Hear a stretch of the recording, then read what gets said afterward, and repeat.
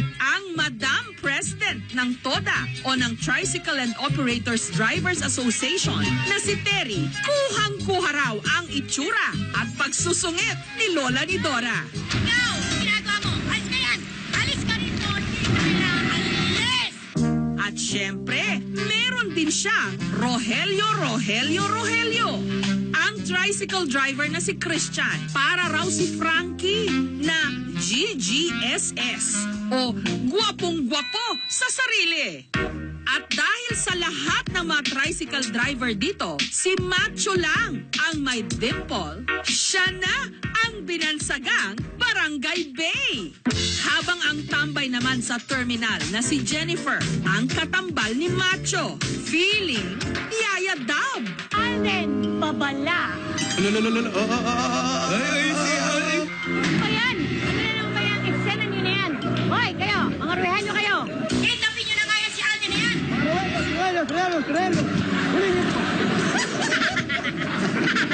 Pero kung may isang lugar man sa buong Pilipinas na talagang damang-dama ang Aldab Fever, dito yan sa Broadway, ang studio ng Eat Bulaga.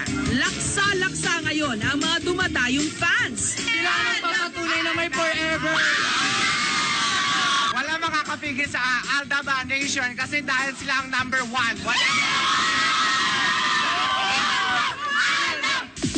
Marami na rin ang mga nabuong fans club. Isa na rito ang Aldab Fanatics Worldwide. I love you!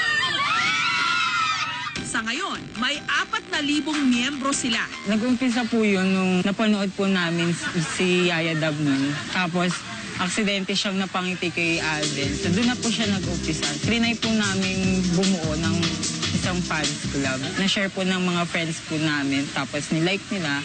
Yun po, hanggang sa dumami na po, meron na po kami sa ibang bansa.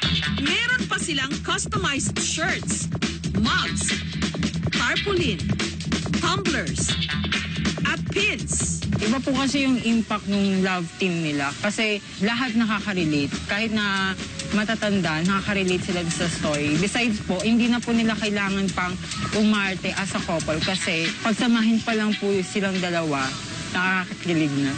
Samantala, ang isang ito, sa sobrang pagmamahal niya sa Aldab, nakapag-compose pa ng kanta. Napakinggan niyo na ba ang Bay Yaya song ni Nicolay Culas Basilonia? Bakit pa nawawala pag ika'y nakatingin? Bakit pa nangingiti pag tinutokso ka sa'kin?